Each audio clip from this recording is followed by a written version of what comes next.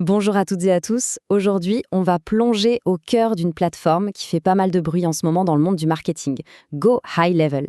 L'idée, c'est de décortiquer ensemble leurs propositions de valeur en se basant uniquement sur leur propre support de vente pour vraiment comprendre ce qu'ils promettent. Alors, tout commence avec une question, une image qui va sûrement parler à beaucoup de monde.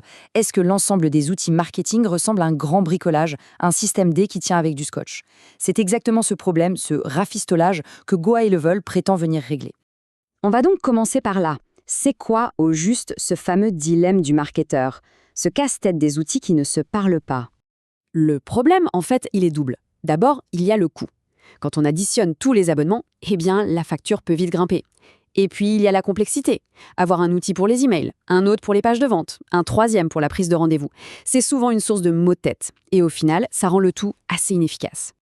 Alors, face à ce bazar, quelle est la solution qu'ils avancent? Eh bien, sans surprise, c'est la promesse d'une plateforme tout en un. Regardons ça de plus près.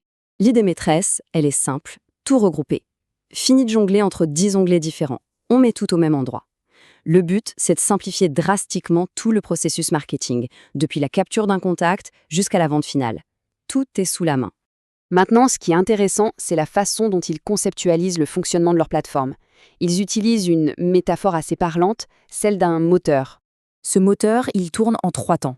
Premier temps, on capture des leads. Deuxième temps, on les nourrit, on entretient la relation pour les faire avancer. Et troisième temps, on conclut la vente. C'est vraiment la colonne vertébrale de tout le système. Pour la première phase, la capture, ils ont sorti toute la panoplie.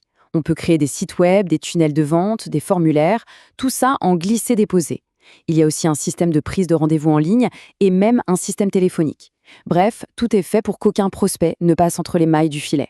Une fois qu'on a le contact, il faut l'entretenir. C'est la deuxième étape. Et là, le maître mot, c'est l'automatisation.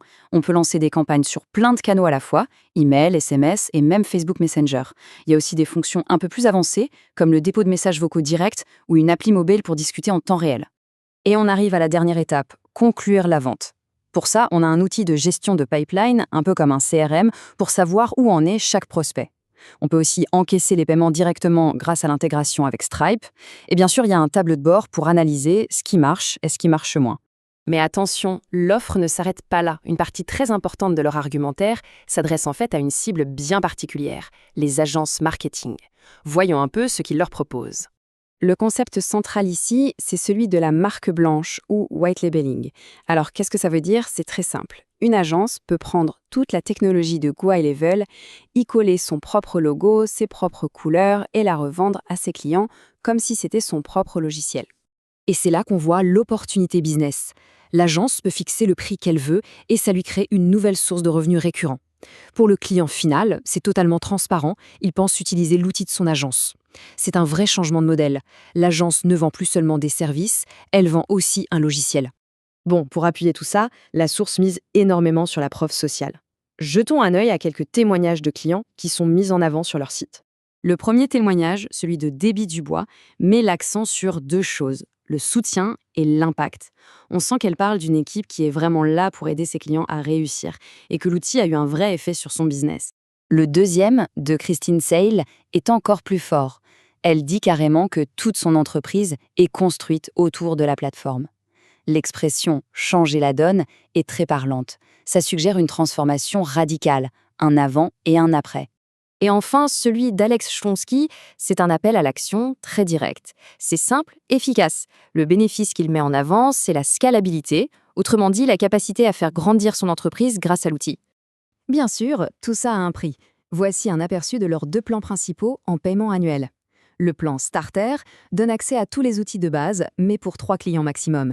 Le plan illimité, lui, comme son nom l'indique, permet d'avoir un nombre infini de clients, un accès API pour des intégrations plus poussées et surtout cette fameuse option de marque blanche. On termine donc sur cette question qui est un peu la conclusion de tout ça. Est-ce que ce modèle de la plateforme tout en un, qui cherche à remplacer une myriade d'outils spécialisés, est vraiment l'avenir de notre métier?